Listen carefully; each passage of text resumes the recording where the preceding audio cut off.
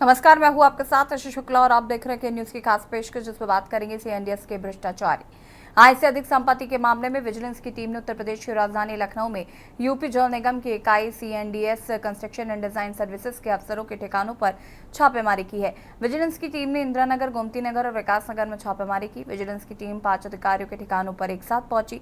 इस मुद्दे पर अब तक 11 मामले दर्ज किए जा चुके हैं। भ्रष्टाचार के खेल में विजिलेंस ने नकेल डालने के लिए इंजीनियरों के खेल को बेनकाब करने के लिए बड़ी कार्रवाई को अंजाम दिया है। सवाल है कि आखिर भ्रष्टाचार का दीमक खत्म होने का नाम क्यों नहीं ले रहा है। देखिए रिपोर्ट। राजधानी लखनऊ में विजिलेंस की बड़ी छापेमारी। यूपी जल निगम की इकाई के ठिकानों पर बड़ी रेड। सीएनडीएस के अफसरों के ठिकानों पर छापेमारी।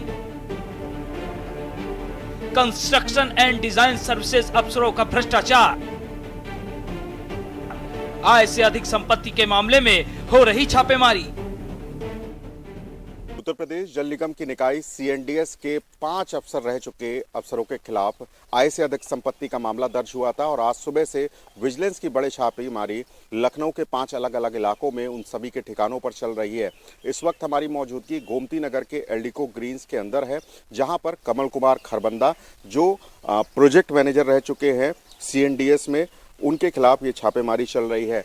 आय से अधिक संपत्ति से जुड़ा ये पूरा मामला है। साल 2019 से साल 2020 के बीच में विजिलेंस को एक बड़ी जांच दी गई थी, जिसमें इन सभी अफसरों के खिलाफ आय से अधिक संपत्ति के स्रोत मिले थे और उसी दरमियान जब विजिलेंस ने ये जांच पूरी की और उसी जांच में ये पाया गया कि जो 5 अफसर हैं जो लखनऊ के सीएनडीएस अफसर रह चुके हैं, जो वर्तमान में रिटायर हो चुके हैं, इन सभी के खिलाफ विजिलेंस को स्रोत मिले थे कि इन सभी के पास जो आय है वो संपत्ति जो है जो स्रोत से ज़्यादा है और इसीलिए विजिलेंस से इस पूरे मामले में 12 एफआईआर साल 2024 में दर्ज की थी। और ये छापेमारी कमल कुमार खरबंदा के अलावा राघवेंद्र कुमार गुप्ता जो सहायक अभियंता और प्रोजेक्ट मैनेजर रह चुके हैं।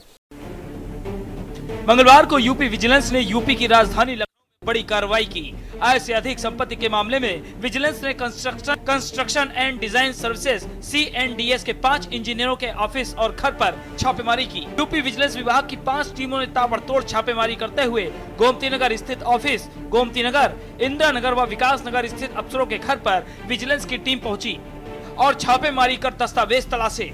इन इंजीनियरों पर आरोप है कि इन्होंने आय से अधिक संपत्ति अर्जित की है, जिसकी गोपनीय जांच शासन के निर्देश पर बीते कुछ माह से चल रही थी।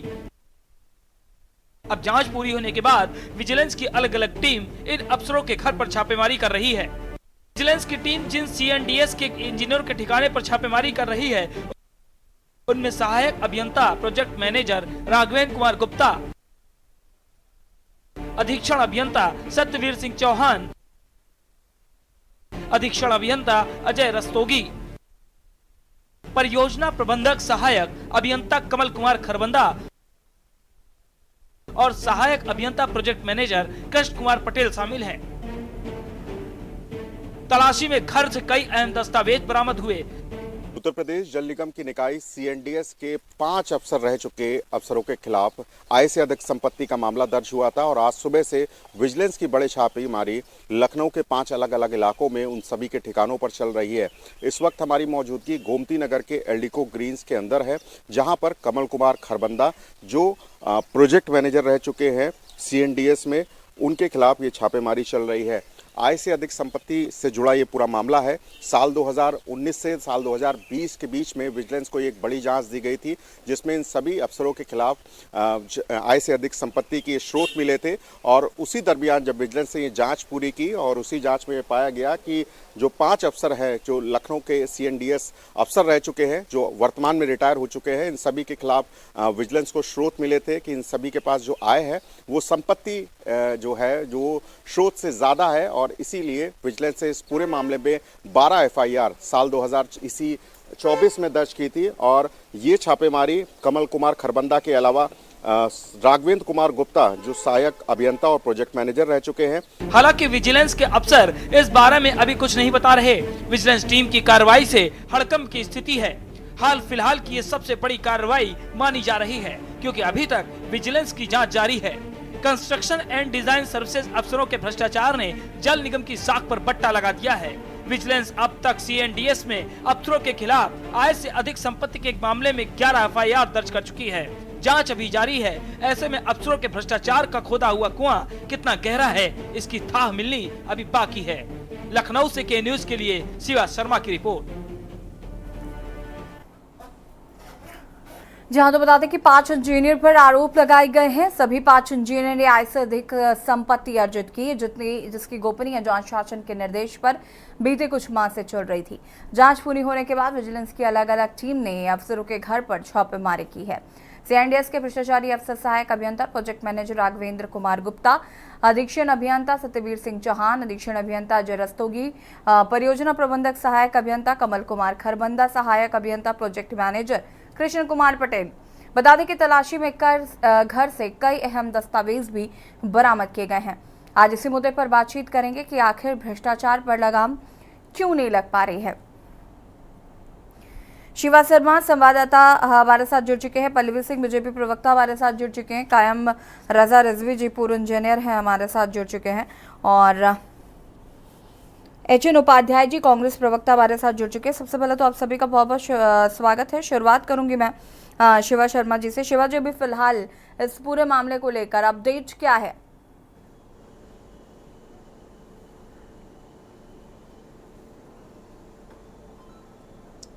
देखिए, अभी भी लखनऊ में जो छापेमारी है विजिलेंस की वो लगातार चल रही है। सुबह 10 बजे के आसपास विजिलेंस के अफसर उन सभी 5 ठिकानों पर, जो 5 रिटायर्ड इंजीनियर हैं, उन सभी के ठिकानों पर पहुंचे थे और तब से उनके घर के अंदर जो संपत्तियां मौजूद है, जो कागजात मौजूद है, उन सभी का सर्च ऑपरेशन कर रहे हैं। और लगातार अफसरों की तरफ से अभी तक यही बताया गया है कि जो अघोषित संपत्तियाँ हैं, जो फ्लैट, ज़मीन, खेती, म्यूचुअल फंड्स और ज्वेलरी के नाम पर निवेश की गई है, उन सभी को वहाँ से बरामद किया गया है और उनका आंकलन किया जा रहा है। ये बात ज़रूर है कि 2019 के बाद से ये जो इंजीनियर्स थे, जो इनकी जो जांच चल रही थी शासन स्तर पर, उस पर पूरी तरीके से सहमति जताई गई कि इन्होंने अपनी सर्विसेज में रहने के दौरान ये जो तमाम जो रिटायर्ड इंजीनियर हैं, जो यूपी जल निगम की एक इकाई है CNDS construction and design services, इन बड़े अहम पदों पर ये सभी लोग रहे हैं और सभी ने कहीं ना कहीं एक जो उनकी आय थी उससे अधिक इनके पास संपत्तियां थी। तो सभी का जब ब्यौरा जुटाया गया जब जांच के दौरान, तो सभी का मूल्यांकन एक तरीके से जब किया गया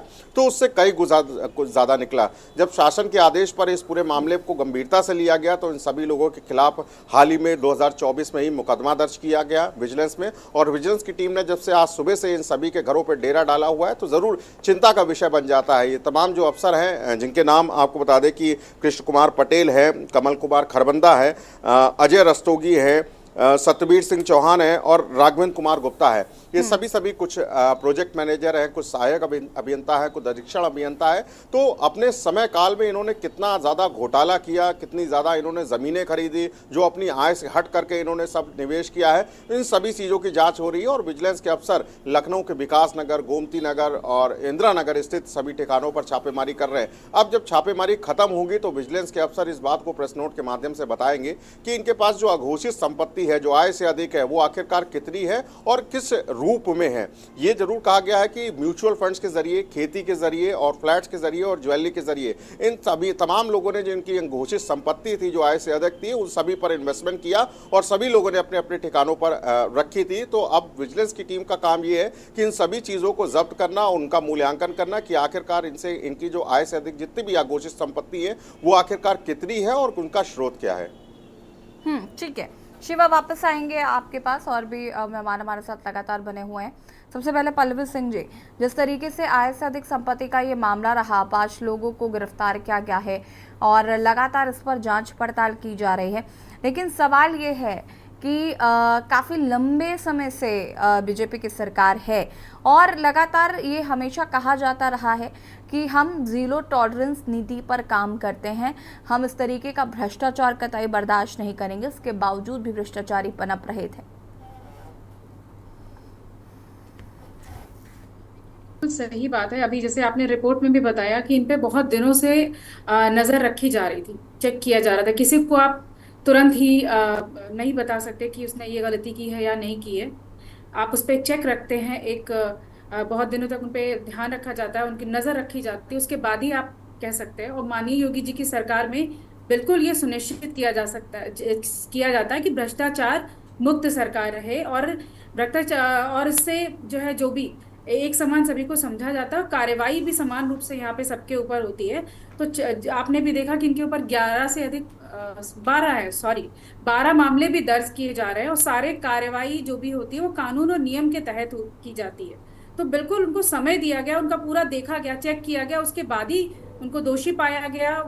कुछ चीजें गलत पाई गई, कुछ ऐसे दस्तावेज पाए गए, उसके बाद ही कार्रवाई शुरू की गई है। और आपने देखा किस तरीके से एक्टिवली टीम ने जो है कार्रवाई शुरू की। तो माननीय योगी जी बिल्कुल ये सुनिश्चित करते हैं कि लूट खसोट की, भ्रष्टाचार की कार्रवाई जो सर यहाँ पे ना चले, यहाँ पे लोग ना करें, कठोर कार्रवाई इसको सुनिश्चित करते हैं, और इसको पुरजोर तरीके से पूरे प्रदेश में लागू भी कर रहे हैं। वो पूरी तरीके से भ्रष्टाचार पे लगाम लगाने का प्रयास करते आ रहे हैं जब से वो सरकार में है।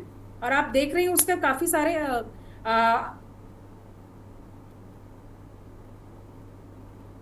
पल्लवी जी, आवाज मिल रही है आपको? अपनी बात पूरा करेगा।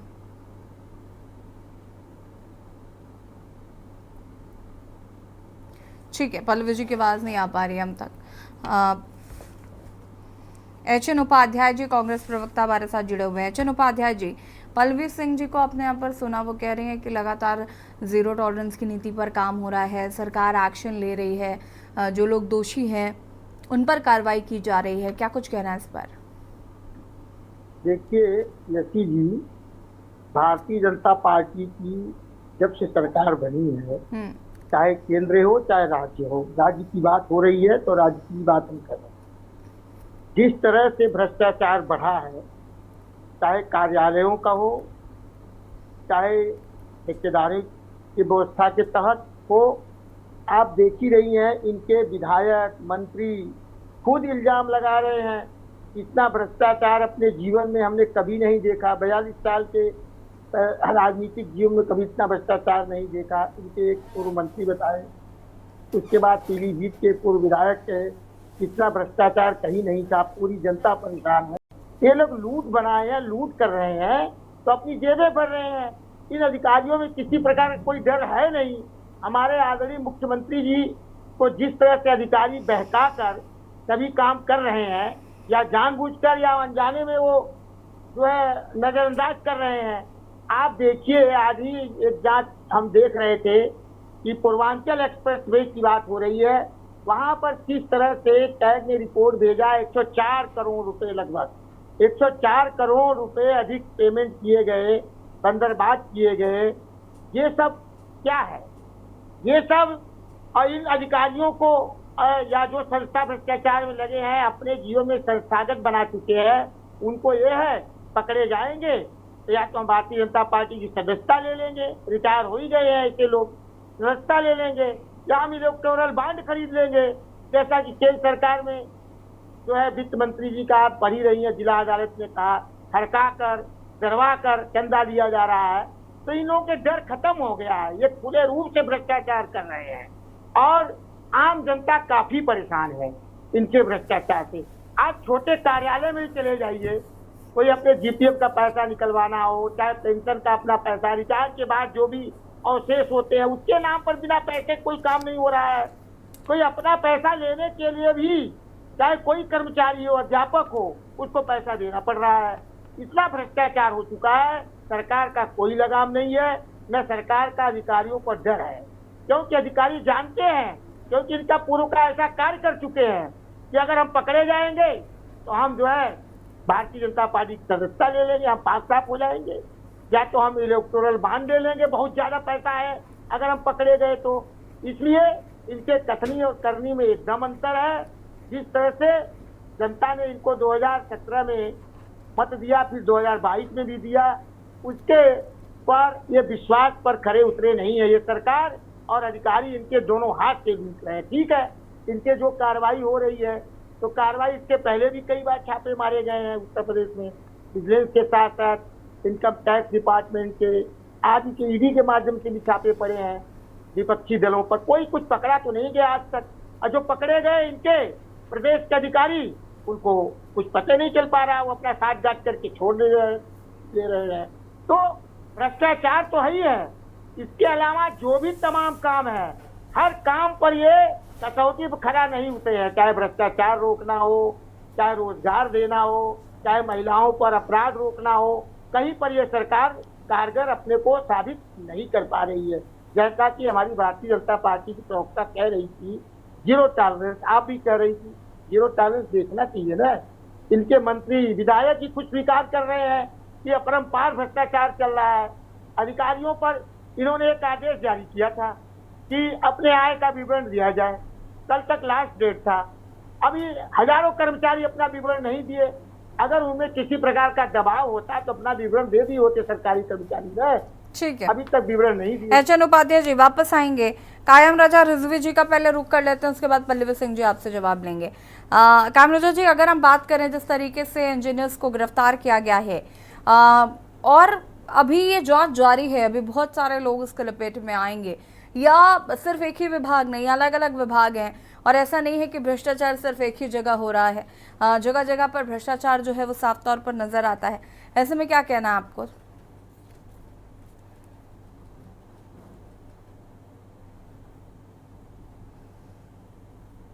अनम्यूट कीजिएगा। भ्रष्टाचार हर सरकार में होता है, हर सरकार में हो रहा है, हर सरकार में होगा आगे भी। इससे बच नहीं सकते, क्योंकि जो है आप देखिए पॉलिटिकल पार्टीज जो है किस तरीके से अपने प्रोग्रामों में खर्चा करती हैं। आखिर वो खर्चा जो है वो कहाँ से निकलता है? जो हमारा विकास का पैसा है, उन्हीं पैसे से जो है इन पॉलिटिकल पार्टीज के दफ्तरों की आप हालत देखिए, उनका जो है उनका उठना बैठना देखिए। कोई छोटा सा भी नेता जो है वो बड़ी बड़ी गाड़ियां लेकर टहलना शुरू कर देता है। ये फ्री में नहीं आ रहा, ना उसकी कोई फैक्ट्री लगी हुई है कि जिस फैक्ट्री से वो जो है कमाई करके वो कर रहा है। आप किसी भी पार्टी के किसी भी नेता को देख लीजिए, उनकी हालत जो है वो क्या है। सिर्फ बेईमान जो है वो लोग हैं कि जो लोग जो है जिनके जरिए से वो पैसा निकाला जाता है, वो पैसा सरकारी विभागों के ही जरिए से निकाला जाता है और पकड़े वही लोग जाते हैं। सिर्फ आप देखिए कभी कोई आईएएस किसी मामले में नहीं पकड़ा जाता है, कभी कोई नेता कभी किसी मामले में नहीं पकड़ा जाता है। आप देखिए जो विधायक निधि है, सांसद निधि है, खुलेआम 15% की जो है लूट होती है। 15% उनको दीजिए और अपना आप जो है प्रोजेक्ट स्वीकृत करा लीजिए। और जो है ये तो नॉर्मल है, मतलब ये ईमानदारी का 15%। और अगर उससे ज्यादा की बात करें तो 50% तक, और अपने आदमी से काम करवाएंगे, उसके बाद में उस पर दबाव डालेंगे कि जो है इसके खिलाफ तुम कोई कार्रवाई ना करो, आधा अधूरा काम करे, उसका पूरा पेमेंट करो। ये सब जो है पॉलिटिकल, कोई भी पॉलिटिकल पार्टी हो किसी भी तरीके से, और यही हो रहा है सारे जो है अब इंजीनियर्स के खिलाफ इसी तरीके से कार्रवाई हो रही है। नहीं तो ये जो कार्रवाई हुई है इससे आप संतुष्ट नहीं है? नहीं, हम इसकी बात कर ही नहीं रहे हैं कि हम इससे संतुष्ट हैं कि नहीं संतुष्ट हैं। एक सिस्टम बना हुआ है जो है काम करने का। अगर जो है नीचे से ऊपर के अधिकारी नीचे के अधिकारियों के कामों पर नजर नहीं रखेंगे तो ये जो है जरूर जो है भ्रष्टाचार होगा। और भ्रष्टाचार और जो जांच हो उसमें जो है जो पकड़ा जाएगा उसके हम फेवर में कोई बात नहीं कर रहे हैं। हम ये कह रहे हैं कि भ्रष्टाचार हो क्यों रहा है, आप इस पर तो नजर रखिए। सवाल ही मेरा यही है, मैंने पल्लवी जी से पूछा यही था कि आप जब बात जीरो टॉलरेंस नीति की करें तो भ्रष्टाचार को खत्म करने के लिए आपने कहा था, तो ये भ्रष्टाचार हो कैसे रहा है? जी, सवाल ही आप मेरी बात समझ लीजिए। किसी भी पॉलिटिकल पार्टी के छोटे टुटमुजिया नेता को भी आप देख लीजिए, एक से एक बढ़िया गाड़ी के ऊपर 10 लाख 15 लाख रुपए से कम की गाड़ी पर नहीं चलता वो। ये आखिर पैसा आ कहाँ से रहा है? इसके पहले तहकीक होनी चाहिए, इसकी जांच होनी चाहिए पहले। आप ऊपर वाले सिस्टम अगर ठीक नहीं करेंगे तो नीचे तो भ्रष्टाचार होता ही रहेगा। भ्रष्टाचार ऊपर से नीचे आता है, ये गलत सोच है कि नीचे से ऊपर जा रहा है भ्रष्टाचार। जब ऊपर वाले पर आप सही नहीं रखेंगे तो नीचे भ्रष्टाचार होगा ही होगा। मैं इस पर बिल्कुल कमेंट नहीं करना चाहता क्योंकि मुझे नहीं जानकारी है कि जल निगम के अफसरों ने क्या गड़बड़ किया है। गड़बड़ किया होगा तो उनके खिलाफ कार्रवाई होगी, वो प्रूव करेंगे। अगर नहीं है उन्होंने गड़बड़ किया है तो अपना प्रूफ देके बचेंगे।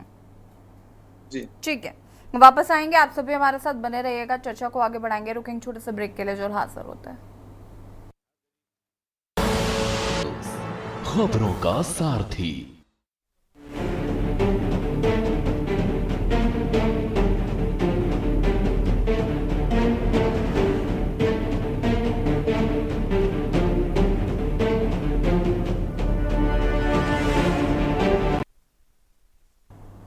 ब्रेक के बाद एक बार फिर से आप सभी का स्वागत है और बात कर रहे हैं CNDS के भ्रष्टाचारी, और चर्चा इसी पर रजत मिश्रा जी समाजवादी पार्टी के प्रवक्ता हमारे साथ जुड़ चुके हैं। रजत जी, आपका भी बहुत बहुत स्वागत है। और अपनी प्रतिक्रिया रख सकते हैं इस पूरे मामले को लेकर। हेलो। जी हाँ यशी जी, जी नमस्कार यशी जी, बहुत बहुत धन्यवाद आपको इस डिबेट में मुझे जगह देने के लिए। देखिए यशी जी, ये पूरा मामला जो आज जो है डिजाइनिंग विभाग के अफसरों पे जो ये छापेमारी हुई है, अगर सकारात्मक रूप से देखें तो ये बहुत ही अच्छी कार्रवाई है। और ये कार्रवाई जो विजिलेंस की है होनी चाहिए, भ्रष्ट अफसरों पे बिल्कुल होनी चाहिए कि जिस तरीके से जो है भ्रष्टाचार चरम सीमा पर पहुंच रहा है आज, चाहे वो उत्तर प्रदेश हो या पूरे हिंदुस्तान भारत के ऊपर हो, जिस तरीके से भ्रष्टाचार जगह जगह पे फैला हुआ है। तो एक ये बड़ी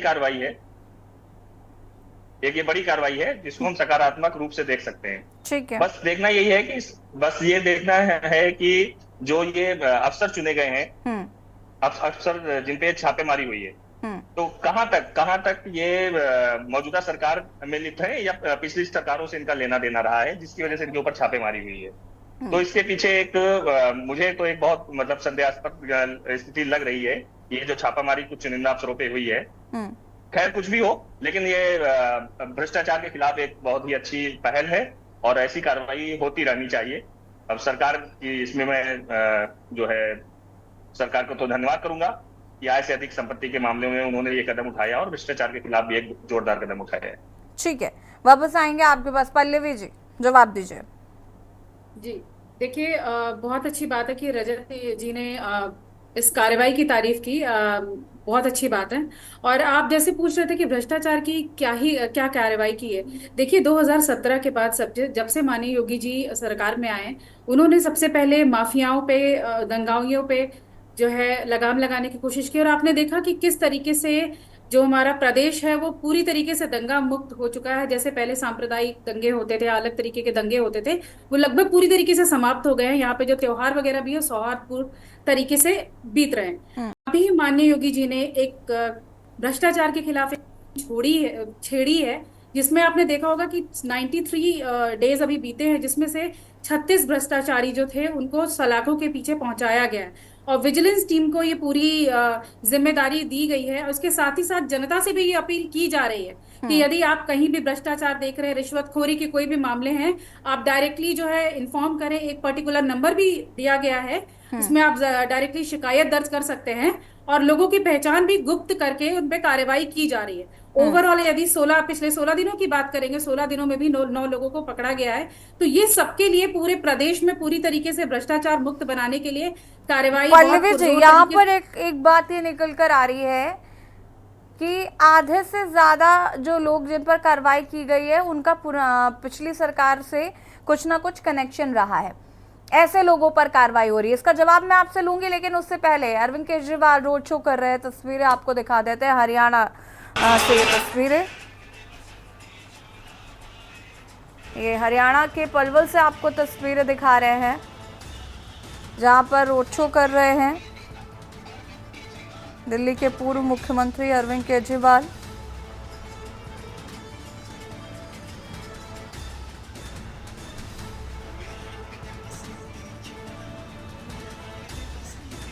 रोड शो की ये सीधी तस्वीरें।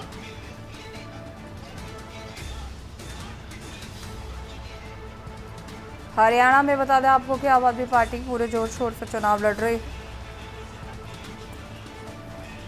अरविंद केजरीवाल लगातार हरियाणा में चुनावी जनसभाओं को संबोधित कर रहे हैं, जनता से संवाद स्थापित कर रहे हैं।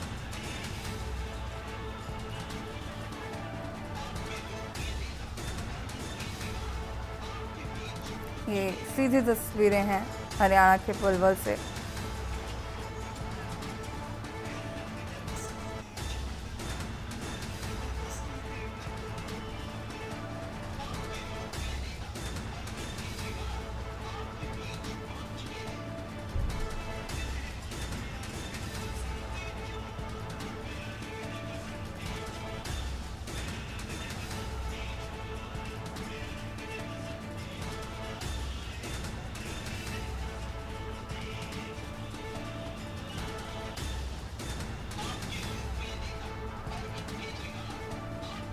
हरियाणा के पलवल से ये सीधी तस्वीरें।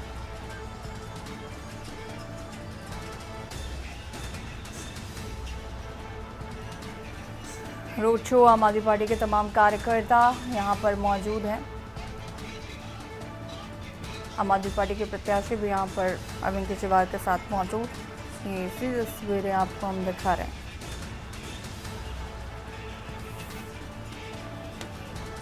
और यहाँ पर सभी का अभिवादन स्वीकार करते हुए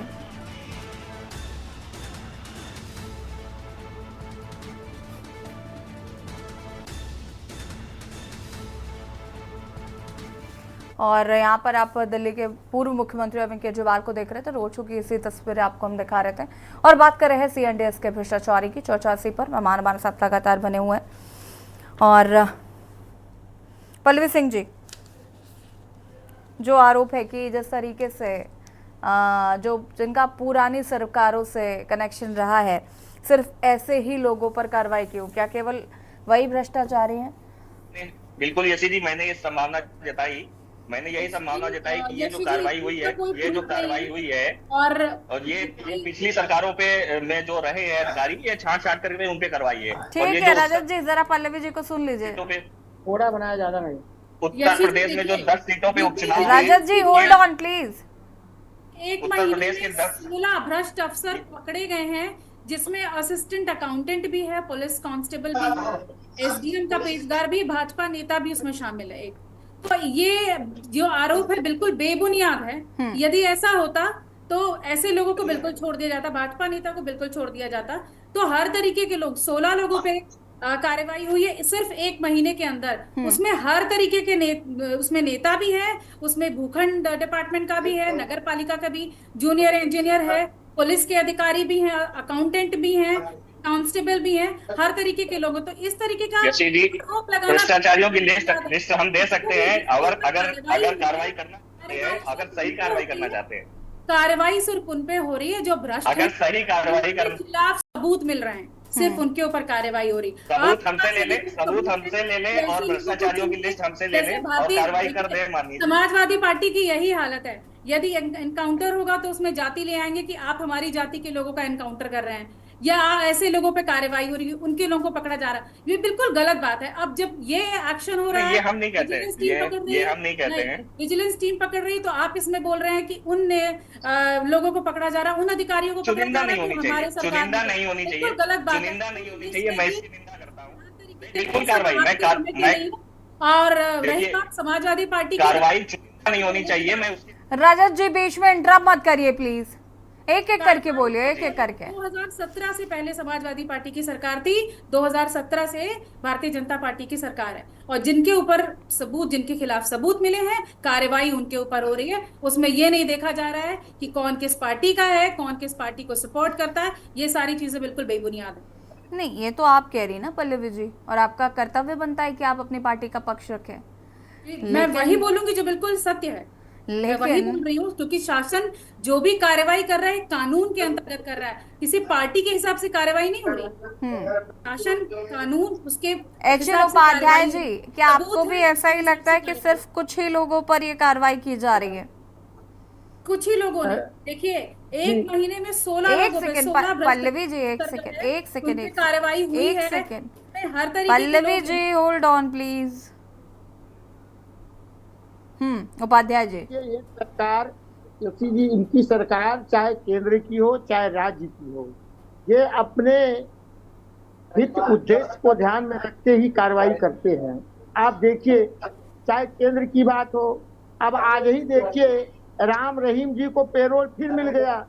जब चुनाव हरियाणा में या पंजाब में, चाहे लोकसभा का हो या विधानसभा का हो, तब उनको पेरोल मिल जाता है, क्योंकि उनकी एक संख्या है काफी उनके समर्थकों की।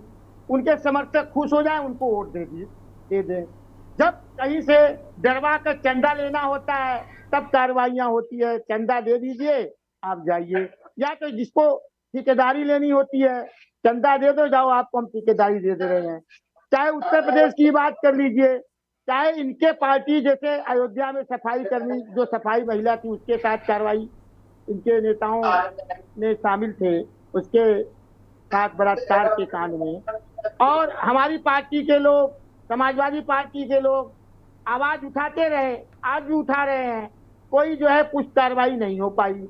तमाम इनके लोग जो है, जैसे बीएचयू काशी बनारस की बात कर लीजिए, जो जेल से छूटे उनका स्वागत किया जा रहा है, और हमारी प्रवक्ता भाजपा की बहन कह रही है कि हमारी सब कार्रवाई हो रही है। ये विपक्षी नेताओं पर कार्रवाई करेंगे झूठी, और जब बस उनको बदनाम करने के लिए, जब से लोकसभा चुनाव हारे हैं, अपनी छवि को बनाए रखने के लिए, विपक्षी नेताओं को बदनाम करने के लिए, कभी लोकसभा चुनाव हारे हैं, उत्तर प्रदेश में हारी नहीं है। उत्तर प्रदेश में 43 सीट हम लोग पाए, आप 33 सीट लोकसभा पाए, इलेक्शन थे, विधानसभा इलेक्शन नहीं थे उपाध्याय जी।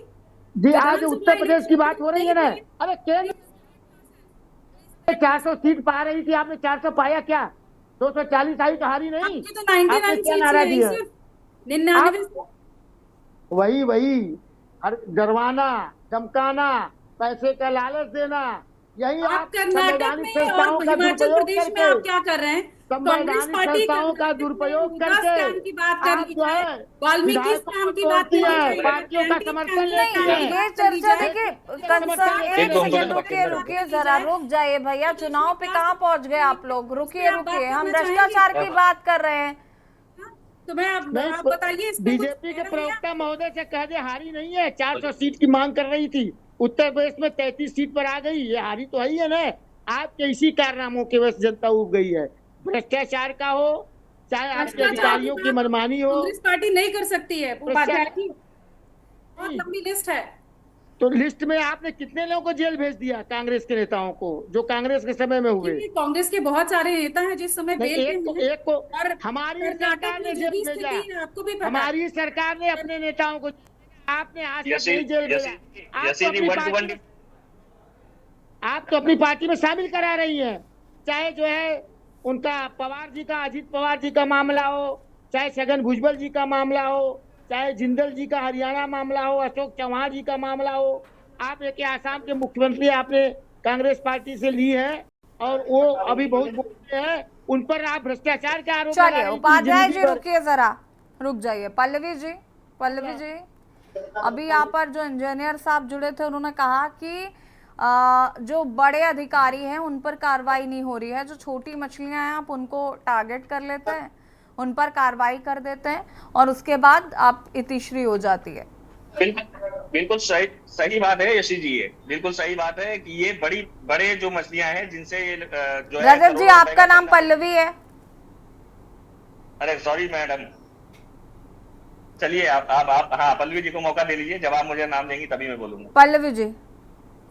यशी जी बिल्कुल गलत बात है, कार्रवाई सब पे समान रूप से हो रही है, ऐसा कुछ नहीं है। सब कुछ बड़े भी उसमें नाम है, सीनियर लेवल पे भी हैं, तो ऐसा कुछ भी नहीं है, सब पे समान रूप से कार्रवाई हो रही है, आप भी देख सकते हैं। ऐसा रजत जी कि बड़े जो भी पद पे बैठे हैं उनको छोड़ा जा रहा है, छोटे पद, कौन से छोटे पद पे, बड़े पद पे आपने खुद भी देखा है।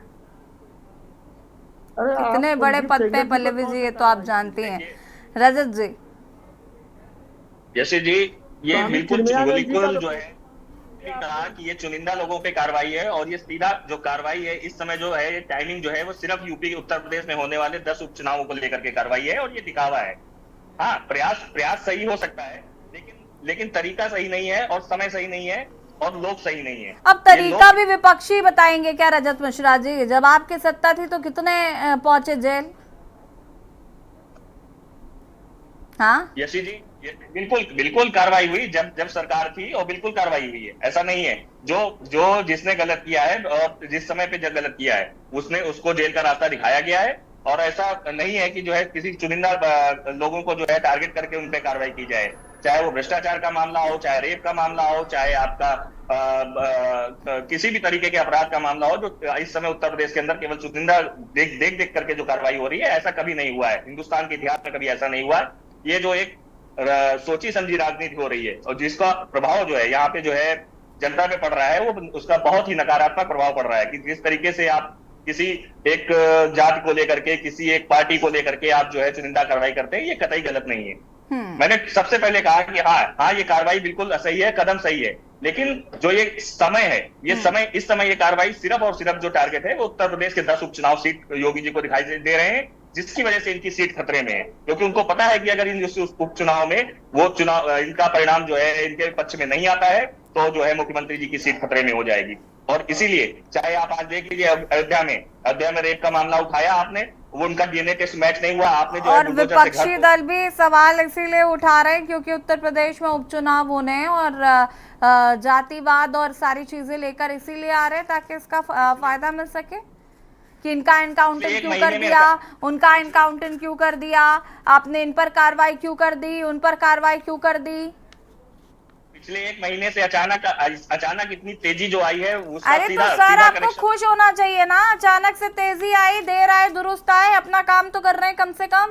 नहीं दुरुस्त नहीं है, अरे यशी जी दुरुस्त कतई नहीं आए हैं, ये दुरुस्त नहीं आए क्योंकि इनका चाल चरित्र वही है जो है, ये दिखावा है और दिखावा केवल कुछ समय के लिए कभी भी नहीं सही होता है।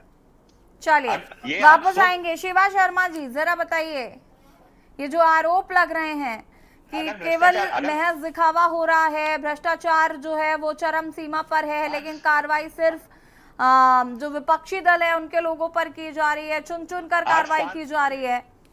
आज कानपुर स्मार्ट सिटी के नाम पे चल रहा है और पूरे कानपुर में किस तरीके से जो है भ्रष्टाचार है, मैं उजागर कर सकता हूँ उस चीज को, मैं लिस्ट देता हूँ।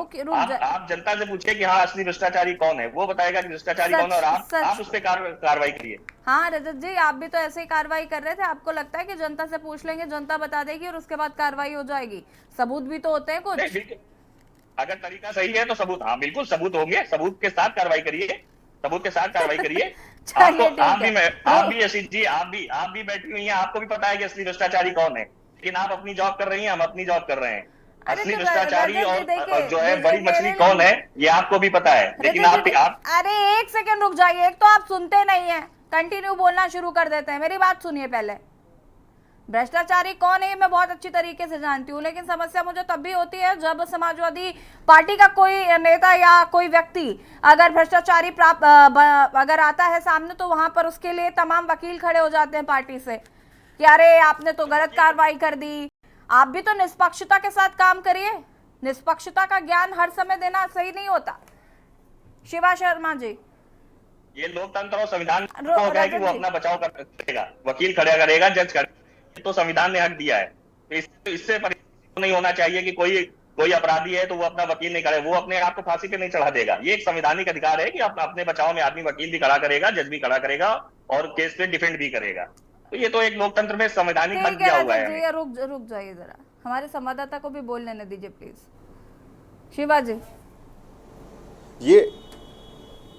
ये जो यशी विजिलेंस की कार्रवाई है ये अपनी इंटरनल इन्वेस्टिगेशन के बाद ही शुरू होती है। कोई भी शिकायत अगर विजिलेंस के पास आती है तो पहले वो अपने इंटरनल तौर पर वो इस बात को पुख्ता कर लेते कि आखिरकार जिसके खिलाफ वो कार्रवाई करने जा रहे हैं वो जांच किस हद तक सही है। तो ज़रूर सालों की इन्वेस्टिगेशन है और कार्रवाई से पहले, मुकदमा लिखने से पहले इंटेलिजेंस ने एक बहुत कड़ी एक मेहनत की थी और इंटरनल अपनी इन्वेस्टिगेशन करके ये 5 लोगों के खिलाफ पुख्ता अहम सबूत इकट्ठा किए कि सभी लोगों की जो अघोषित संपत्ति है वो आय से कई गुना ज्यादा है। अब कितनी ज्यादा है ये आगे पता लगेगा जब ये विजिलेंस की कार्रवाई जो है वो जा करके छापेमारी रुकेगी।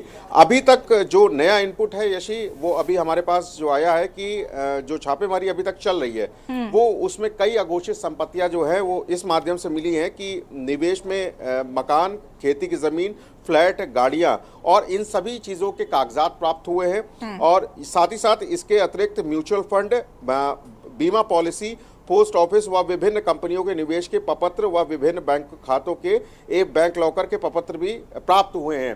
तो ये सभी चीज़ें जो है वो विजिलेंस के अफसरों को उनके घर से, उनके ठिकानों से मिली है। और सर्च ऑपरेशन के दौरान आरोपी अधिकारियों के ठिकानों से काफ़ी ज्वेलरी भी प्राप्त हुई है। इसका मूल्यांकन कराया जा रहा है और सर्च ऑपरेशन का जब समापन होगा, जब समाप्त होगी तो उसके बाद ही सारी चीज़ें सामने आ पाएंगी कि आखिरकार जो इनके पास अघोषित संपत्तियां हैं, जो कागज के रूप में, जो कैश के रूप में या जो ज्वेलरी के रूप में मिली है, निवेश के रूप में मिली है, वो आखिरकार कितनी है और इनका सोर्स क्या है। तो जरूर शिवा जी, लेकिन सवाल जो बन रहा है वो ये है कि क्या कार्रवाई ऐसे ही होती रहेंगी या फिर ये महज दिखावा है क्योंकि उत्तर प्रदेश में उपचुनाव है?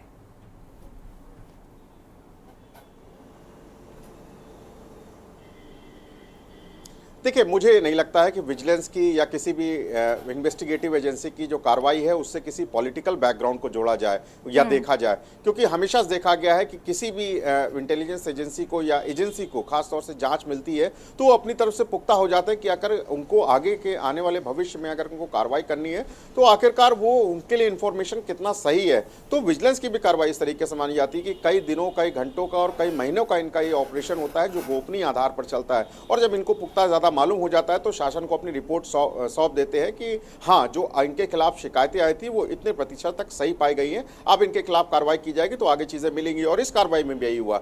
जो यूपी जल निगम के जो 5 अफसर हैं, इन सभी के खिलाफ लंबे समय से जांच चली थी और जांच पूरी होने के बाद विजिलेंस की एजेंसी ने शासन को अपनी रिपोर्ट सौंपी। उस रिपोर्ट में लिखा था कि इन सभी के खिलाफ आय से बहुत ज़्यादा अधिक संपत्ति है, इसलिए इनकी जांच होनी चाहिए। तो एक सीरीज ये होती है कि विजिलेंस अपने यहाँ जीडी में मुकदमा दर्ज करती है और मुकदमा दर्ज करने के बाद वो जब फ्री फील होती है, जब उनको लगता है कि जिन लोगों के खिलाफ भी मुकदमे दर्ज किए गए हैं वो इस वक्त आराम के दौर पर होंगे और उनके जितने भी ठिकाने वो हम खंगाल लें, और खंगालने के बाद में जब एकदम से सर्च ऑपरेशन या रेड करेंगे तो हमको बहुत ज़्यादा चीज़ें प्राप्त हो जाएंगी। और आज का वो दिन मुकम्मल था।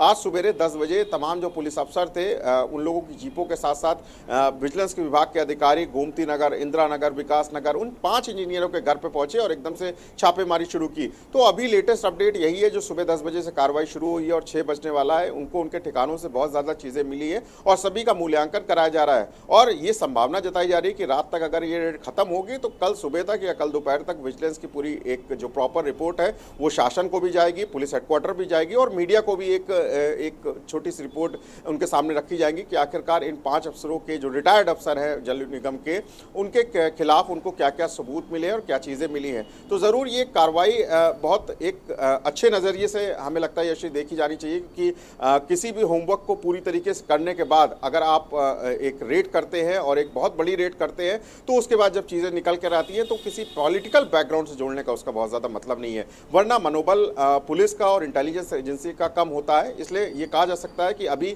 कोई इसके पॉलिटिकल बैकग्राउंड मायने अभी तक फिलहाल नहीं दिख रहे हैं और ये लोग ऐसे ही लोग हैं जिनकी 60 साल से ज़्यादा उम्र हो चुकी है, ये लोग रिटायर हो चुके हैं, तो अब इनका सर्विसेज में तो कोई काम नहीं है कि इनको हानि पहुंचा करके कुछ किया जाए। हाँ, इन्होंने सर्विसेज पे अपनी रहते हुए किस तरीके का घोटाला किया या किस तरीके से किसको बैकग्राउंड में फायदा पहुंचाया गया, ये अब विजिलेंस की जो टीम है वो जांच करेगी और जांच रिपोर्ट में जो भी सामने आएगा जरूर शेयर किया जाएगा। बिल्कुल। रजत मिश्रा जी क्या कहना चाहते हैं? देखिए, पॉलिटिकल एंगल तो है ही नहीं, खामखा परेशान हो रहे हैं। मैं बिल्कुल परेशान हूं जी। मैंने पहले भी कहा कि बहुत अच्छा कदम है सरकार के द्वारा, मैं इसका जो है इसकी सराहना करता हूं, लेकिन फिर से बात वही आती है कि ये टाइमिंग सबसे बड़ी बात है। देखिए, टाइमिंग उत्तर प्रदेश के उपचुनाव, ये मैं बिल्कुल पुख्ता तौर से कह रहा हूँ, ये जो टाइमिंग और ये उसी के मद्देनजर हो रहा है। ये उत्तर प्रदेश के उपचुनाव को देखते हुए 60 साल से उम्र, अब मतलब आप देखिए कि मतलब ऐसे लोगों पे कार्रवाई हो रही है। 23 से ज्यादा बड़े भ्रष्टाचारी हैं जो है जिनके ऊपर भ्रष्टाचार का आरोप सिद्ध हुआ और उन्होंने भारतीय जनता पार्टी की शरण में गए और उनके भ्रष्टाचार के पाप धुल गए। ये लिस्ट आपको गूगल पे जो है भाजपा की प्रवक्ता बैठी हुई है, गूगल पे डालेंगे उनके पास आ जाएगी ये लिस्ट। ये 24 ऐसे बड़े नाम हैं जिनके ऊपर भ्रष्टाचार के आरोप साबित हुए और वो भारतीय जनता पार्टी की वॉशिंग मशीन में जाकर के साफ हो जाते हैं उनका भ्रष्टाचार और वो अब जो है निर्दोष घूम रहे हैं। चलिए ठीक है, आगे ऐसी कार्रवाइयां होती रहे, हम तो यही चाहते हैं। उपचुनाव का महज शिगुफा ना हो। सभी का शुक्रिया चर्चा में शामिल होने के लिए। और बात कर रहे थे यहाँ पर CNDS के भ्रष्टाचार, जिस तरीके से 5 लोगों को गिरफ्तार किया गया है और भ्रष्टाचार में ये लोग लिप्त थे। फिलहाल सरकार का ऐसा मानना है कि आगे भी इसी तरीके की कार्रवाइयां होती रहेंगी। फिलहाल खास पेशकश में इतना ही। देखते रहिए के न्यूज़ इंडिया। नमस्कार।